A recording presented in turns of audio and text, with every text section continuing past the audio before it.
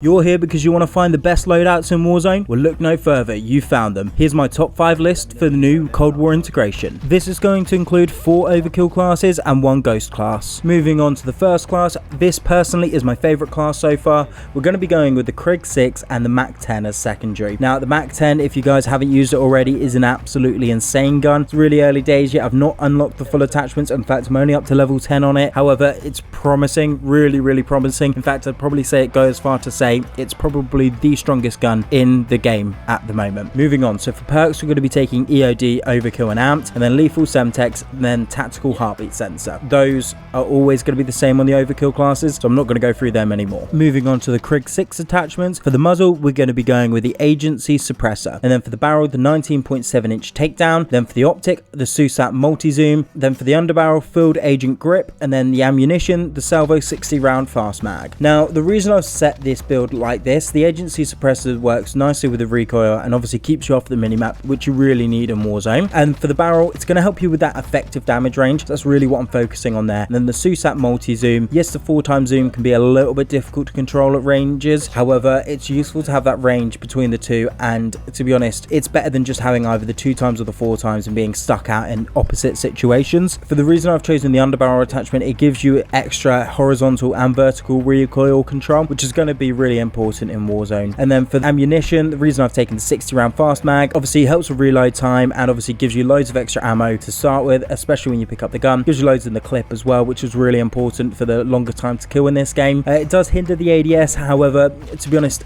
I don't often find myself getting in situations where I'm going to need to aim down the scope extremely fast, and if that is the case, I'm probably switching over to my secondary, of which Amped is going to help me out a lot there. Moving on to the secondary, so for the Mac 10, it's pretty early days of this one. I've not unlocked a lot, so the main thing I've been focusing on is the recoil control and the hipfire extra ammo. So just gone with the muzzle brake, 5.3 extended, steady aim laser, an optic because the iron sights are a bit meh, and then the 43 round drum. If you are enjoying this video, make sure you hit that like and subscribe button, turn the notifications bell on as well, and you'll see plenty more content like this. Moving on to my next class, we're going to be going with the same Krig 6 build again, so just rewind for that one. For the secondary, we're going to be going with the Gallo SA12. Now let's move on to that build there, as the perks and the grenades etc are all the same on this build. So taking a closer look at the Gallo SA12, for the muzzle, we're going to be going with the flash cone 12 gauge. That's just going to help keep you off the minimap for extended periods of time. Then for the barrel, we're going to be going with a 24.8-inch task force. Now this is just going to help with your damage. There is an attachment to help you with effective damage range. I'm still testing between the two of them, however, I'm thinking the damage is just going to be better, because for the best part, if you're out of shotty range with the extra damage barrel, then you're probably going to want to switch weapon anyway. Then for laser, we're going to be going with a SWAT 5MW laser. That's going to help with your hipfire accuracy. Then for ammunition, we're going to be going with the Stanag 12-round tube. And then for the stock, we're going to be going with the marathon stock here. Reason I've changed this from no stock, it just helps with your sprint speed and things like this, though I am trying between the two for Warzone, so either or, it's not going to hurt you, and prior to no stock, wire stock is great as well. Moving on to my third loadout, we're going to be going with the Pellington. So moving on to the actual Pellington build. For the muzzle, we're going to be going with the sound moderator. Now I am trying that between that and the other suppressor, however, I just feel like the reduction to bullet velocity is going to hinder this weapon, so that's why I've gone with that. For the barrel, I've gone with the 26.5 Tiger Team. Now this is because it gives me extra damage and extra bullet velocity etc, faster reload speed and things like this, and that's all really useful in Warzone. And then for the ammunition, I've gone with the 7-round mag, and then for the rear grip, I've gone with the airborne elastic wrap to help with the extra ADS. I think that's really important on this very mobile sniper. For the stock, we've gone with the radar pad. Reason for this is because it just helps with sprint to fire and the aim walking speed. It obviously does hinder your hip fire accuracy, however, you're not using it to hip fire, hence why we've got a secondary weapon. Now moving on to that secondary weapon, I am trying out the MP5 here, as that is a really promising weapon. Now for the MP5, it's been really promising in Cold War throughout, and again, the MP5 from Modern Warfare is really good in Warzone, so definitely giving this a try, and it's a really strong weapon. I'm just not quite sure where to judge it in comparison. I just feel like when I'm using things like the Gallo SA12, I feel like that's really overpowered, and I feel like the Mac 10 is also really overpowered, so hence why this isn't making it into as many other builds as them. And again, the 74U is great, but I feel like this just excels in the really shorter range fights anyway, so this is why this is making an appearance in my top 5 loadouts. However, I don't feel like it's the best option out there, but it's still definitely really good. So for the muzzle, we're going to be going with the sound suppressor. Now I've not completely leveled up this weapon, as it takes far too long to level up weapons in in Cold War, so I just simply cannot level up every single weapon out there. For the barrel, I've gone with a 9.5 reinforced heavy. Then for the laser, the SWAT 5MW laser sight. And then for the ammunition, I've gone with a 40 round drum. And then for stock, I've gone with the collapsed stock. Reason for all of this, sound suppressor to keep you off the mini-map for obvious reasons. And then for the 9.5 reinforced heavy, that gives you extra bullet velocity and damage range. And again, this works decently at some damage range, and as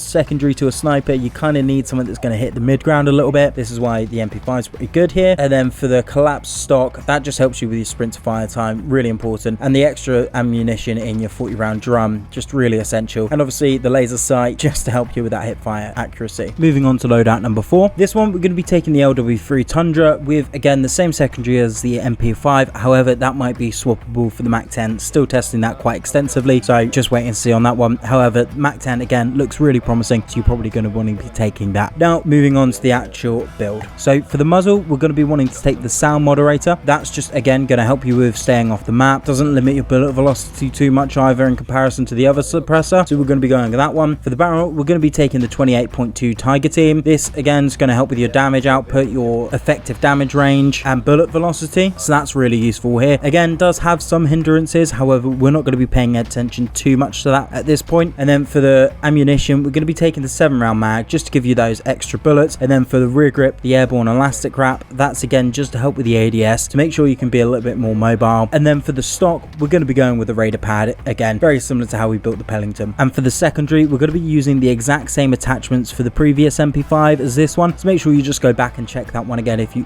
want to use that on here. Now moving on to that final setup, this is the Ghost setup, so obviously you want to be taking this end game. Now I've chosen this gun here, the Krig 6, as it is the most viable weapon I'm finding. Now it's really accurate and it's got decent damage on it as well, and I feel like it's good at sort of these mid-range fights and longer range fights as well. Hence why I'm taking this, is obviously you've only got the choice of one primary weapon here. Now obviously ideal situation, you're picking this up on top of a previous loadout you've taken, but if you're dropping in towards the end game and you need to ghost out, then this weapon here is going to offer you a lot of viability. It's not going to hinder you too much in the short range finishes and in the long range finishes as well. So for the attachments, exactly the same as previous, so just make sure you track back for that. For the secondary, I've taken the 1911. However, don't pay too much attention to that, because any floor weapon that you do find, be it an SMG or a shotgun or a sniper rifle, you probably want to be taking that anyway. Depends on your finish. Obviously, don't take a sniper rifle if you're finishing in a really condensed area, i.e. sort of downtown. You might be best to not take that here. Maybe an SMG or something like that is best to pick up, or a shotgun, a half decent shotgun. That being said, don't pick up the trash ones. And then for perks, we're going to be taking cold-blooded, ghost, and amps still. Now you can change that amps out, however I just like to be able to switch between weapons really quickly. And then for lethal, I take Semtex, and then I personally take tactical for smoke. Now I do have a separate class set up with a different tactical for the heartbeat sensor. Now the reason I take smoke is because when I play with any of my friends or anything like this, I find the smoke grenades really useful in that end game, or even to distract enemies from thinking you're somewhere else. But that being said, somebody in your squad needs to have a heartbeat sensor. So if it's just you, if you're just playing solos or you're not communicating with your team, then make sure you take a heartbeat sensor so you can tell where people are at. But other than that, the tactical smoke grenade is really useful, and it's really strong, but I'll probably do a shorts on it just to explain how that is, but not for this video. Well guys, thanks for watching the video. If you can hit that like and subscribe button and turn the notifications bell on, you'll see plenty more content like this. If you head over to my channel as well, doing plenty of content in and around the new Warzone implementation. That being said as well, I've got loads of stuff on Cold War as well, so make sure you check it all out. It's really good stuff. Thanks for watching. Bye bye.